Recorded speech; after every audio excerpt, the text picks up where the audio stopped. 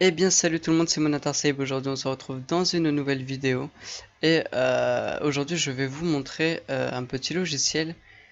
C'est un VPN et ce VPN, à quoi sert un VPN? C'est tout simplement à cacher son adresse IP par une autre. Donc c'est très très simple. Et la plupart des VPN que j'ai vus sont payants, voire tous.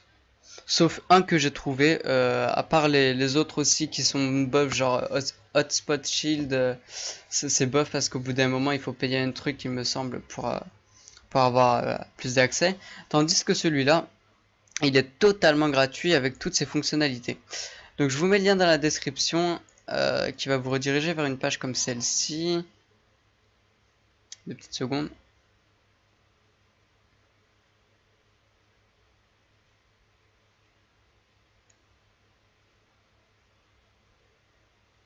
Ma connexion est un peu lente, c'est génial.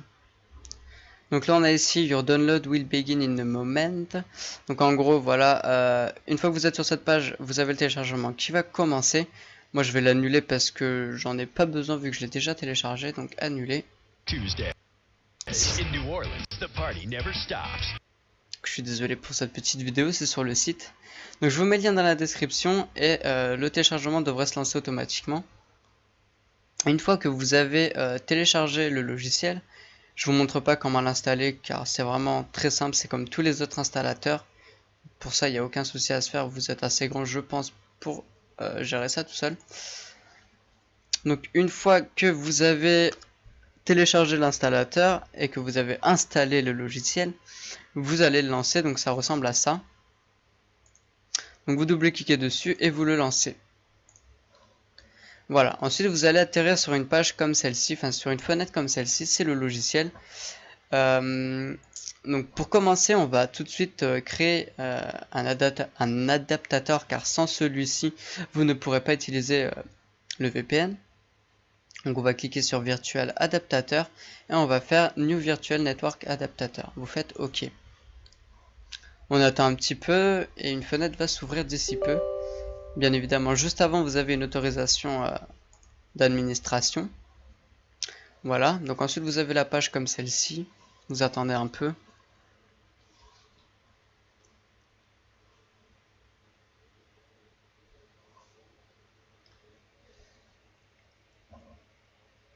Donc la barre de progression est bientôt terminée. Voilà.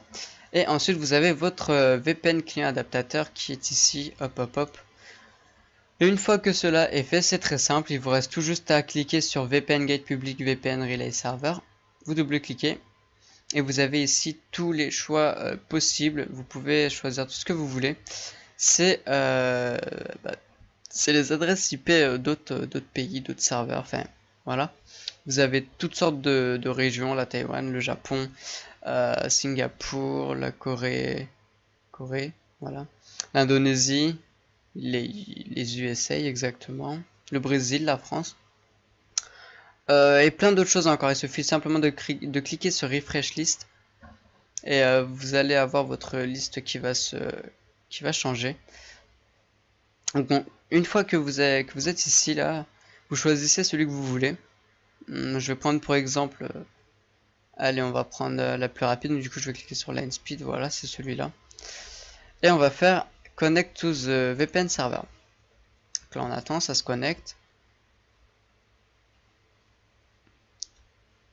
On attend encore un peu. Voilà. Et donc là on a été sur une nouvelle adresse IP. Donc là c'est normal que ça me demande si je vais ajouter ce réseau parce que c'est comme si j'étais sur un autre réseau. Donc voilà, du coup je suis connecté à un VPN, c'est génial.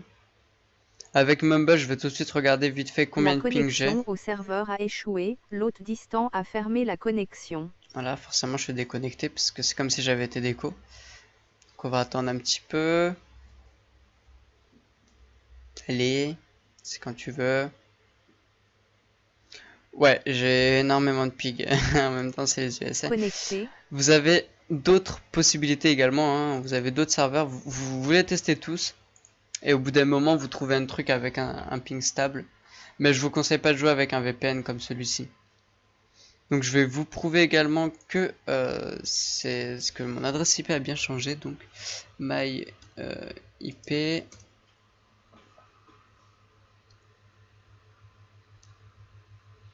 forcément la connexion est beaucoup plus lente puisque je passe par un autre serveur autre que le mien.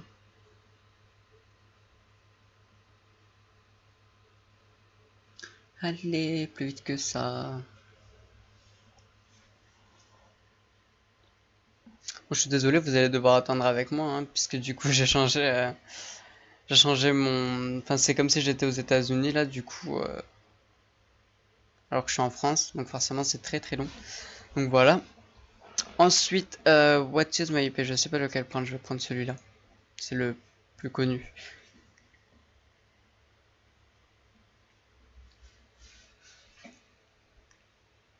Là, je vous rassure, j'ai déjà cliqué sur le lien, mais ça met un bail.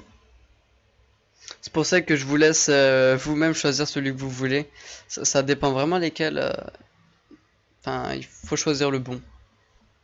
C'est aussi pour ça que vous avez plein d'autres propositions. Ok.